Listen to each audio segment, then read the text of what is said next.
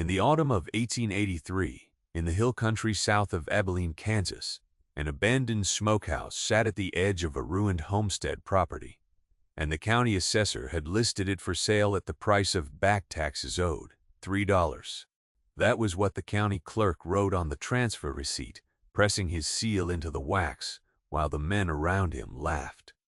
A smokehouse, with no farm attached, no water rights, no road access worth speaking of, its roof half collapsed, its door swollen shut with 20 years of damp and disuse. The men at the auction house said the smell alone would drive a person off.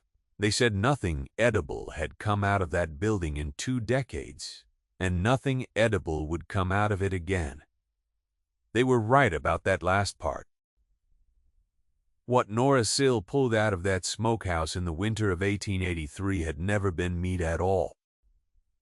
She was 26 years old, and she had arrived in Abilene 6 weeks earlier with $41, a horse she had bought in Dodge City, and a set of specialized tools wrapped in oilcloth that had belonged to her father. He had been a saltworks chemist, stationed for 11 years at a saline operation in central Kansas before his lungs gave out. He had taught Nora the trade the way some fathers teach daughters to sew or bake, not because he planned it that way, but because she was the one who followed him to the vats and asked why, and kept asking, until he showed her. By the time she was 16, she could read a brine sample by taste and smell alone, could grade salt crystals by their opacity and surface texture, could tell the difference between table salt cut with gypsum and pure halite drawn clean from a surface deposit. It was not the kind of knowledge that had much use for a woman without a works to run. She had spent 2 years after her father's death working as a records copyist for a land assessor in Dodge City, a man named Burrell, who was precise and fair and did not speak much. In that position, she had learned something else, something her father had not taught her, which was how land records could be made to say things they had not originally said. She had learned how a survey notation could be dropped from a copy without the original being altered. She had learned how a dead instrument could be constructed from a payment schedule that no ordinary farmer could meet, timed to coincide with a seasonal shortfall. She had learned how an institution could absorb a piece of ground without any single act being, on its surface, illegal. She had not planned to use this knowledge. She had simply absorbed it, the way she absorbed everything, because she paid attention and she was very quiet, and the people around her often forgot she was there. But it was the kind of knowledge that, in the right place, at the right moment, with the right abandoned building, and a county assessor's receipt in hand, became the only tool a person needed. She had not come to Abilene for the smokehouse. She had come because her father's last ledger, the one she had found in the cedar chest 3 months after his burial, contained a series of entries that made no sense if you read them as a chemist's ordinary notes. He had listed a test sample from a private site, designated only as the Harlan Parcel South Quarter, with purity readings that would have made a commercial worksman's hand shake. The sample was dated 1871. The notation beside it read, "Not reported, that was all, not reported." She had sat with that notation for 3 months. She had read it in the morning, and she had set the ledger down and made herself eat dinner, and she had come back to it at night.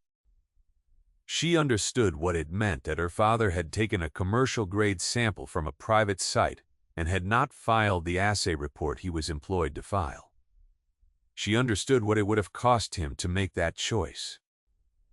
A man whose position depended on the goodwill of the people who hired him, whose daughter lived in the house the same employers provided, whose medical care was paid through the same account.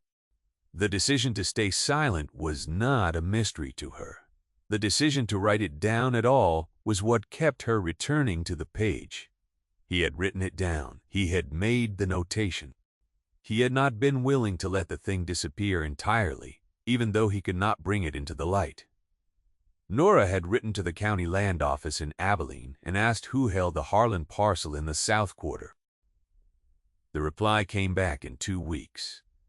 The parcel had been seized by the Territorial Mineral Trust in 1872, 1 year after her father's notation, on the grounds of unpaid debt. The trust had held it since. Togiswell Pruitt, regional director, managed the Trust's Kansas holdings from an office on Commerce Street. She had folded that letter carefully and put it in the oilcloth with her father's tools. Then she had saddled the horse. If you have ever known what it costs to ask a question the world does not want you to ask, you understand something of what she carried into Abilene that October. The auction of the Smokehouse was not what she had come for, either. Not exactly. She had gone to the county assessor's office to request access to the Harlan parcel survey records, and the clerk had told her the survey was archived with the trust and not available for public inspection. She had noted that answer and the name of the clerk who gave it and left without argument. She had gone to Pruitt's office on Commerce Street, a modest building with a painted sign and clean windows, and been told by a young man at a desk that Mr. Pruitt did not take appointments from private individuals regarding trust holdings. She had thanked the young man and asked if there was a particular form required to initiate a public inquiry into trust-held properties. The young man had said there was not. She had said she was grateful for his time, and she had left. She went back to the assessor's office and asked what properties adjacent to the Harlan parcel had come up for tax sale in the past year. The clerk had consulted his ledger and, without looking up, had told her the old smokehouse at the south end of the section had gone unclaimed through 3 cycles of public notice.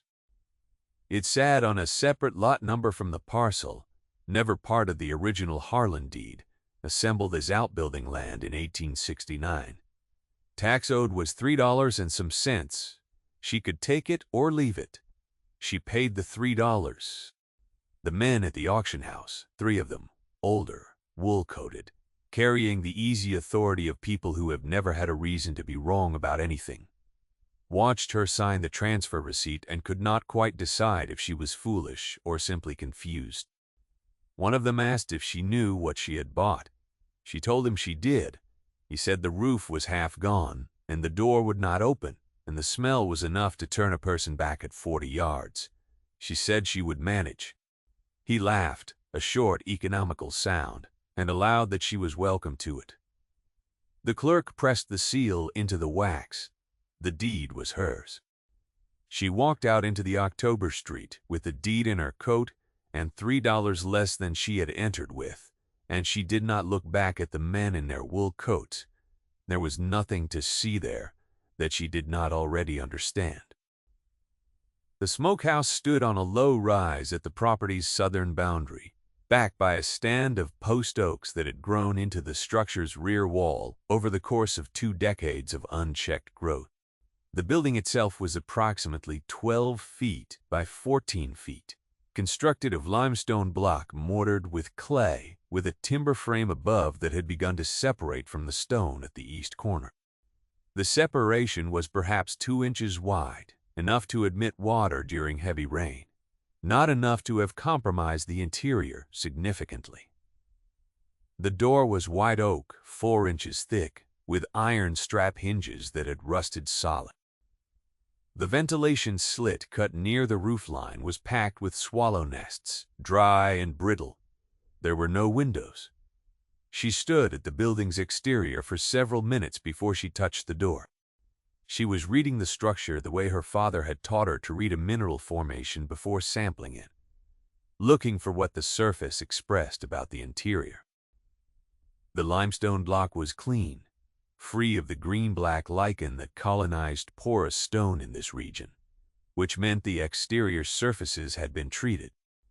The mortar joints were tight, with no freeze-crack pattern, unusual for clay mortar after 20 winters.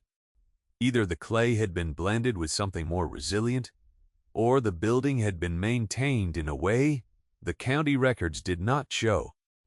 The door sat in its frame without the settlement gap she would have expected in a timber-frame structure of this age, which meant the sill timbers were in better condition than the east corner suggested, and the east corner damage was likely localized and recent. Nora arrived at the smokehouse on a November morning with her horse, her tools, a pry bar, a lantern, and a tin of lamp oil. She had rented a room from a widow named Frost on the edge of town who asked no questions and charged fair rates. She had told no one where she was going. The door took most of the morning. The lower hinge had completely fused. She worked from the top, driving a wedge between the frame and the door's upper edge, tapping steadily with a mallet until she felt the upper hinge give a fraction of an inch. Then she levered the pry bar in and worked it, not forcing, just maintaining a steady pressure and releasing and trying again the way her father had taught her to work a stuck valve on a brine line. Patience was the thing. Not strength, patience and the correct angle. She had learned to work machinery without anger, at the resistance of it, and a stuck hinge was not different in principle from anything else that had been neglected past its tolerance. It needed time and the right sequence, not force. By noon, the upper hinge had given enough that she could tilt the door outward on the lower pivot and slide it clear of the frame. The smell that came out was not rot. It was salt. A dense, mineral, almost dry smell. The smell of a working salt room, not a smokehouse. It was the smell of the saltworks floor in Dodge City, where her father had spent 11 years of his life. The smell she associated with the particular quality of his hands and his clothing on the evenings he came home. She stood in the doorway and let her nose tell her what her eyes were still adjusting to see. The interior was dark, the roofline gap admitting a single thin bar of light. She trimmed the lantern and held it up. The floor of the smokehouse was not beaten earth, as she had expected. It was stone, laid flat with grout lines running at even intervals. She crouched and touched the surface. The stone was not limestone. It was a pale mineral block, fine-grained, with a slight transparency at the edges. She pressed her thumbnail into a crack in the grout and drew it back and tasted it. Salt. The floor was salt block, laid as a floor, each piece cut and fitted as carefully as a mason's flagstone. She sat back on her heels and looked at the room more slowly. The walls were plastered on the interior, not with clay or lime, but with a smooth mineral compound that had hardened to a glassy finish. She scraped a corner of it with her thumbnail and touched the residue to her tongue. Gypsum and halite mixed to a paste and set hard. A lining. The entire interior of the smokehouse had been lined to prevent moisture exchange with the exterior stone. This was not a smokehouse at all. It was a salt store. An insulated mineral vault, built to keep a specific material at a controlled humidity indefinitely. This was not a building thrown up by a homesteader to cure hams. This was a carefully engineered storage chamber, and whoever had built it had known exactly what they were doing. The cost of the interior lining, the cut salt block for the floor, the treated exterior masonry, it would have been a significant sum, not a casual expenditure. Somebody had wanted something inside this building to last. She spent the rest of the afternoon mapping the floor with her hands and the lantern, pressing, tapping, listening. Salt block set in a mortar bed makes a sound when you tap it above a void, a faint hollow note that has no echo in solid set stone.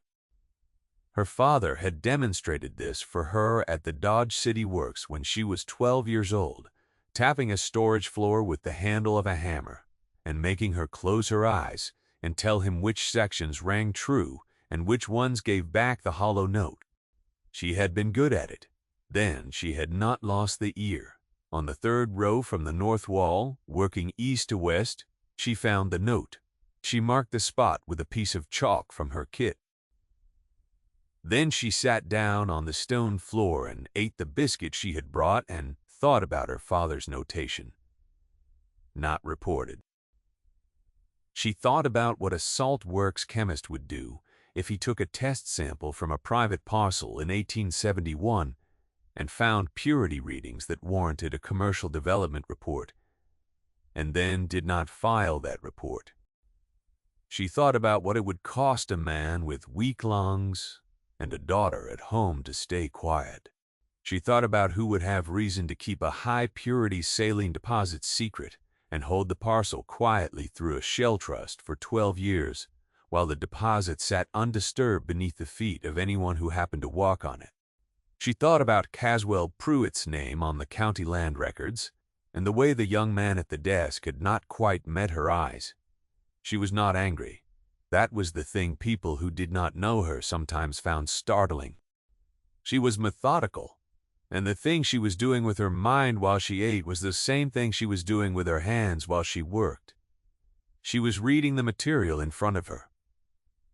Anger was a thing that worked against reading. It put noise between a person and what the evidence was saying. What she needed was in that floor.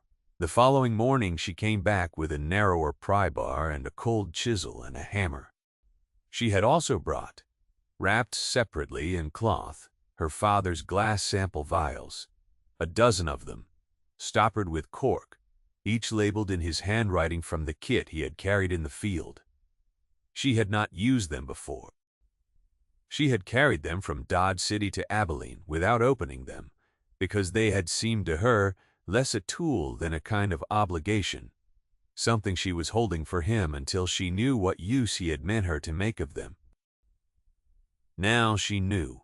She worked at the marked stone for 2 hours, not hammering hard but working the chisel into the grout seam in small, careful increments, clearing the mortar bed without disturbing the block beside it. The grout was old, but it had been mixed well, with a density that resisted the chisel more than she had expected. Whoever had mixed it had used a higher lime ratio than most, which gave it a grip closer to stone than to the clay and sand mortars that crumbled easily. She worked methodically around the block's perimeter, releasing a 1/4 inch at a time, pausing to clear the debris with her fingers and check the seam. When the block finally tilted free, she set it aside and held the lantern over the cavity beneath. There were 3 things in the void below the salt block floor. The first was a glass jar, sealed with wax and wire, containing a crystalline sample that caught the lantern light and threw it back in facets. Even before she opened the seal, she knew what it was.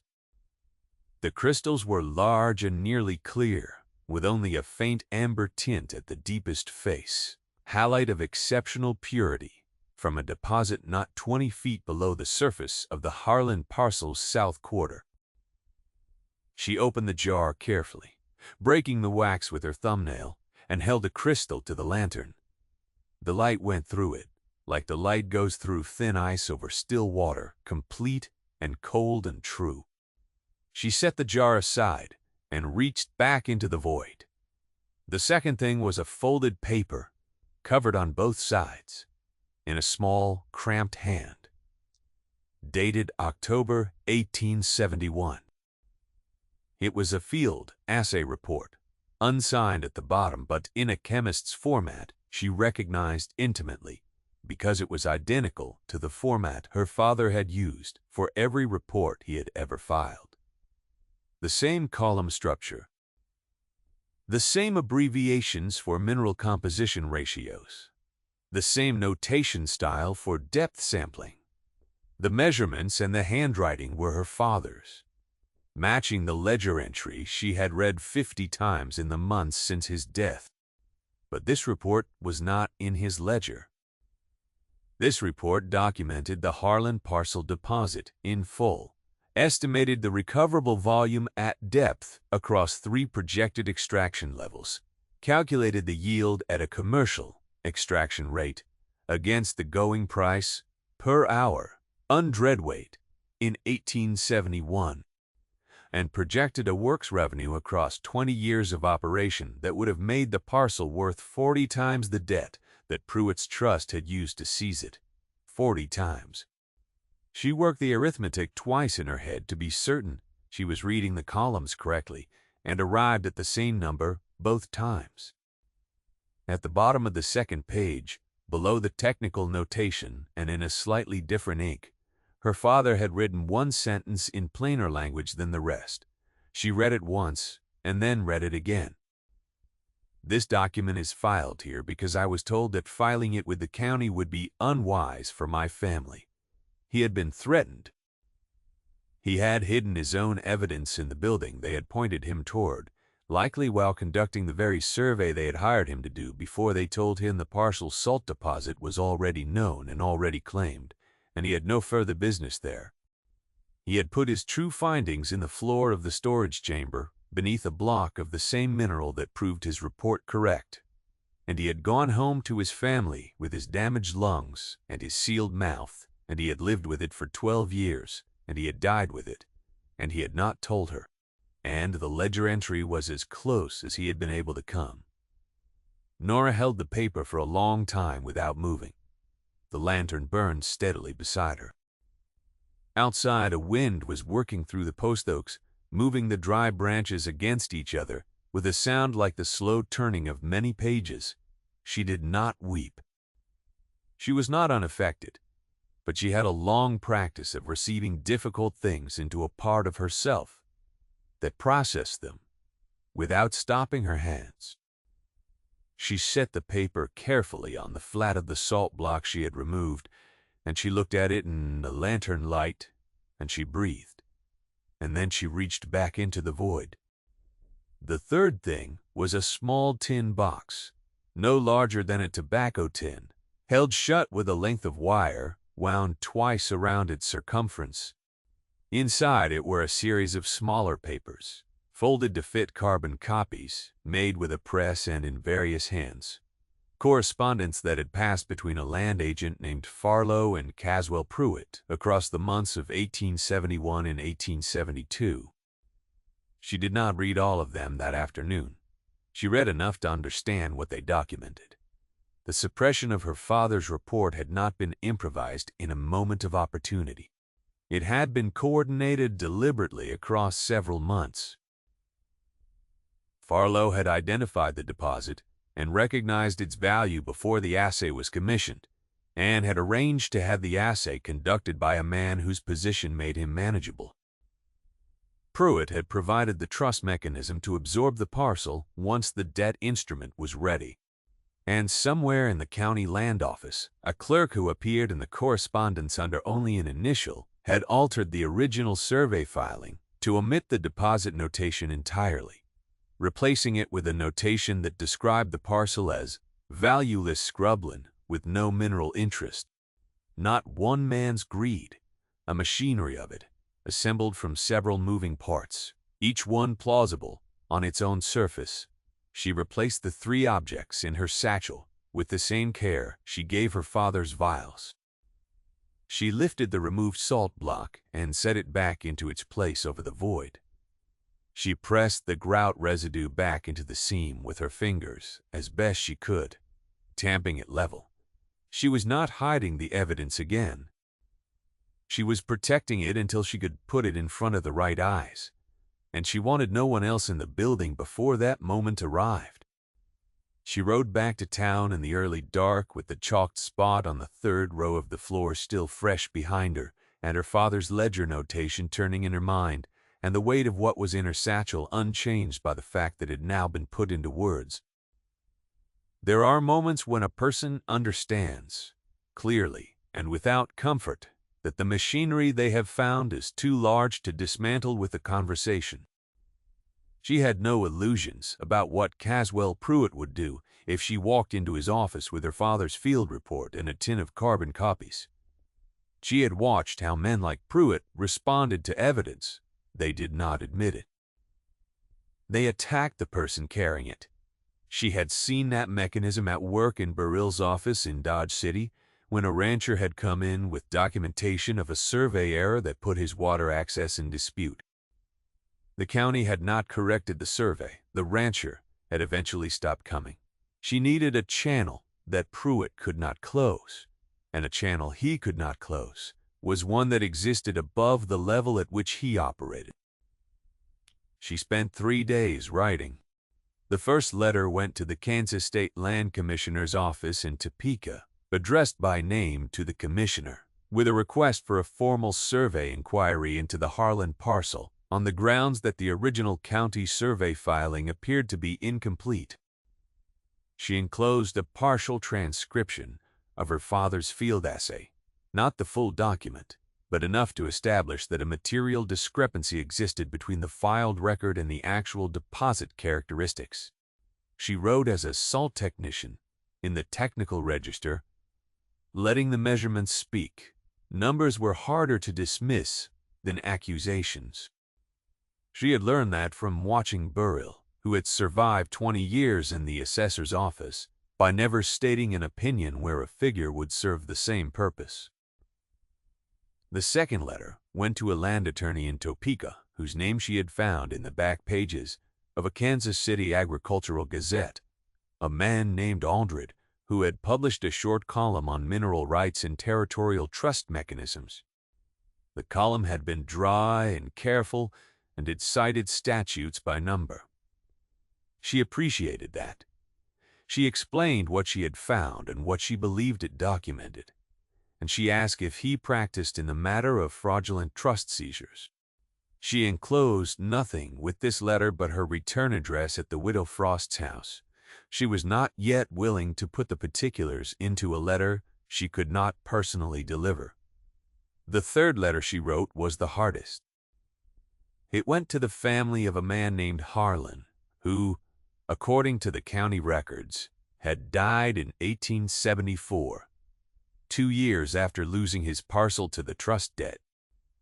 She had found a surviving daughter, listed in the Abilene Church Register, married name Welch, address in a small town 30 miles east.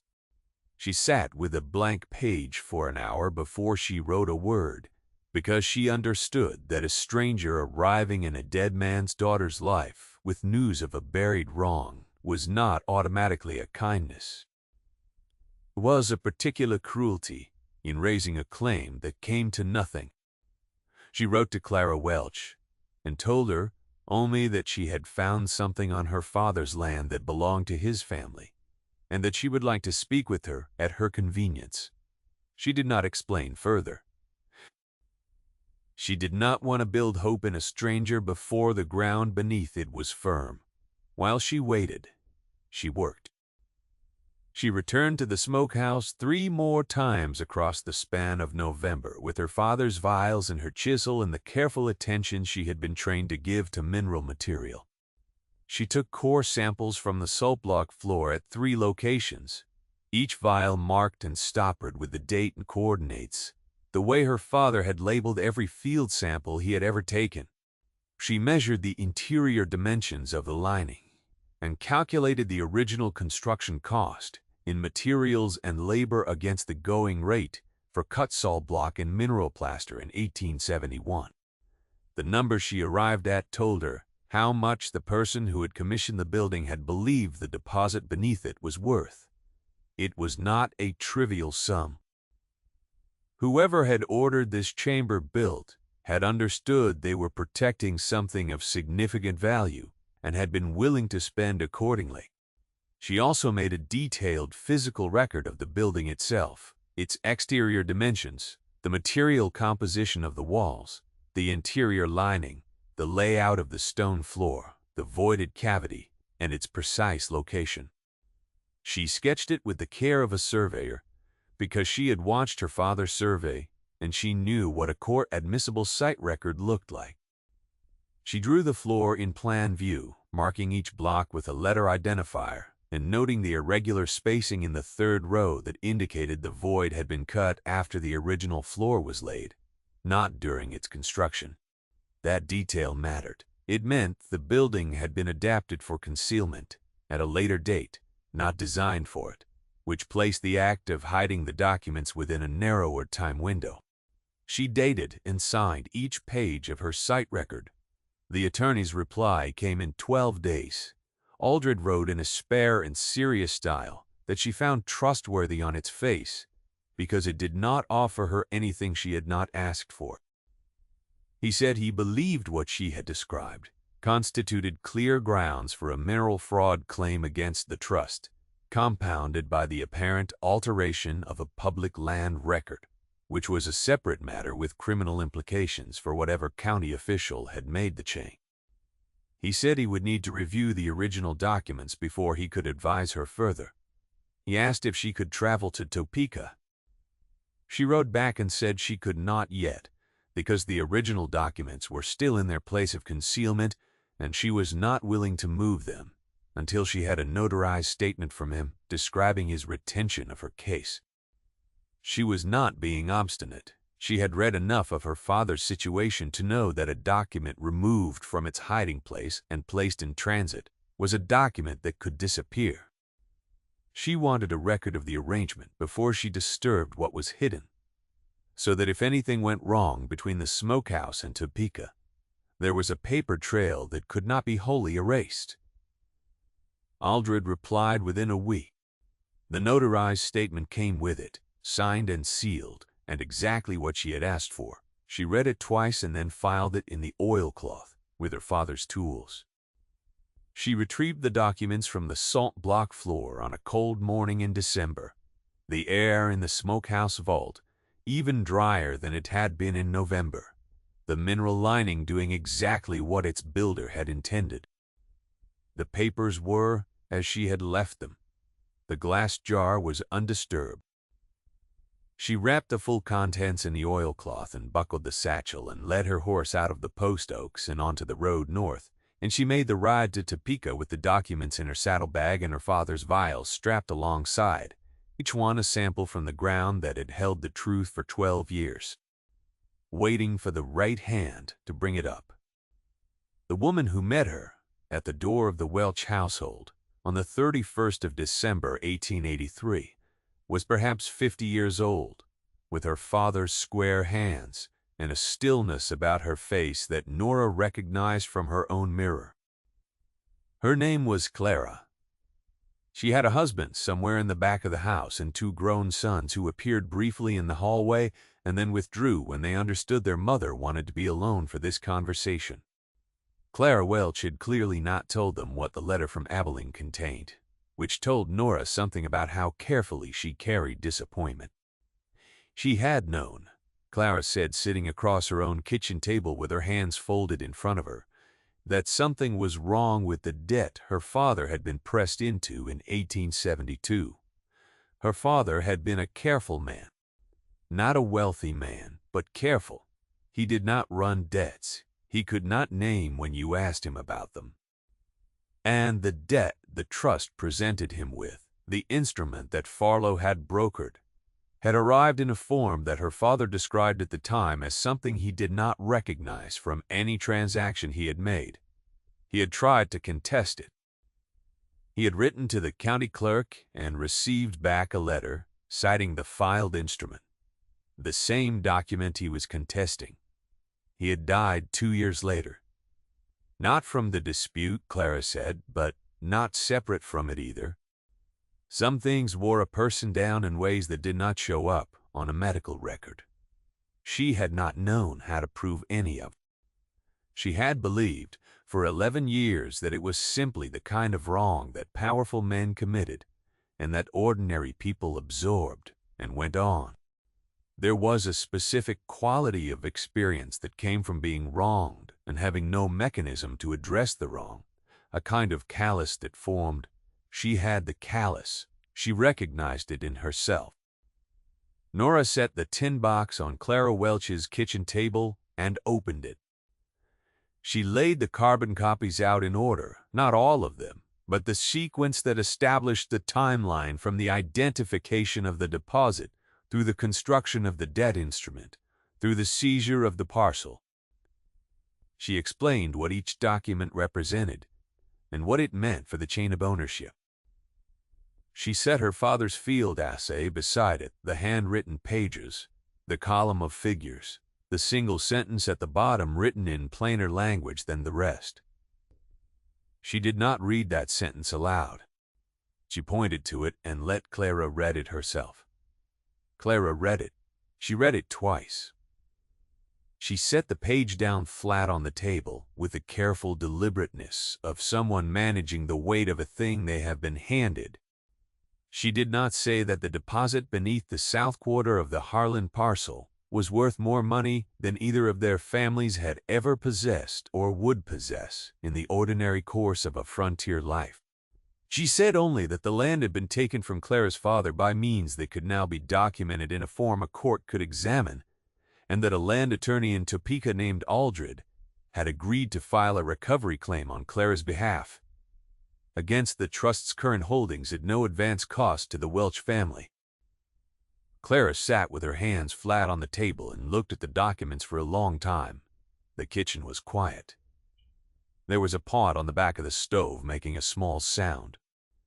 Outside, the last afternoon of 1883 was settling into a clear, cold dusk. Then Clara said, quietly, that her father had always believed the land was worth holding. The family had thought it was simply what a man said to explain an attachment that had outlasted its practical justification. She had thought that for 11 years. He was right, Nora told her. He was right about that. The state commissioner's inquiry opened in January of 1884. Aldred filed the recovery claim in February. The investigation into the county clerk's alteration of the original survey filing was referred to the county sheriff's office and then to the state attorney general's office, a process that moved slowly, as such processes always did. She had expected it to be slow. She had not expected speed. She had expected persistence, and persistence was something she understood how to practice. Godbreel Pruitt resigned from the directorship of the Territorial Mineral Trust in March of 1884. Before the formal hearing on the fraudulent debt instrument was scheduled, he gave no public explanation. The young man at the desk on Commerce Street was seen clearing the office in the second week of March, carrying out files in a hand cart. The trust itself was placed in receivership by order of the district court in May, the same month that the county clerk, whose initial appeared in Farlow's correspondence, resigned his position, citing health reasons, and departed Abilene for a destination. Farlow himself was the subject of the Attorney General's criminal referral, a process that would occupy another year, and conclude with a fine and a permanent bar from practicing as a land agent in the state of Kansas. No single outcome ever was, but each piece of it was a fact entered into the public record where it could not be undone. The Harlan parcel was restored to Clara Welch in the late summer of 1884, with a title clear of all encumbrances and a formal notation added to the county land record correcting the original survey omission. The correction named the deposit. It named its purity characteristics. It named the date of the original field assessment and identified it as a commissioned assay previously omitted from the filed survey by means under investigation. It did not name who had conducted that assessment, because the record form did not require it, and Nora had not asked Aldred to push for it. She was not building a monument. She was correcting a record. But she stood in the county clerk's office on the day the corrected filing was entered, and she watched the new clerk's pen move across the page, and she thought about her father at his vats with his careful notes and his labeled vials and his damaged lungs and his sealed mouth. She thought about the notation in his ledger, those two words written in a hand she would know in the dark by its slope and its pressure. She thought about what it had cost him to write even that much, and what it had cost him to write nothing more. She allowed herself briefly to feel the full weight of what 12 years of buried truth weighed, and what it weighed against, and what it would not bring back. Then she folded her copy of the corrected filing, the clean, fresh copy with the new clerk's seal and the corrected notation, and she put it in her coat pocket and walked out into the late afternoon of a Kansas September. The light was long and amber across the courthouse square. The shadows of the elms lay flat and dark on the brick. The air smelled of dry grass and the first thin edge of autumn coming in from the north. She had sold the Smokehouse back to the county for $7, double what she had paid, after the investigation confirmed the building's evidentiary role. The county historical recorder had sent a representative to document it before the proceedings concluded, wanting a record of the structure and its unusual interior construction. She had given them her own sketch record and her signed site notes, and they had been grateful, in the formal and slightly bewildered way of institutions presented with careful work they had not expected from the person delivering it. The representative had asked if she would like her name associated with the documentation. She had thought about it for a moment. Then she had said yes. There is a particular kind of inheritance that cannot be left in a will or listed in a probate filing.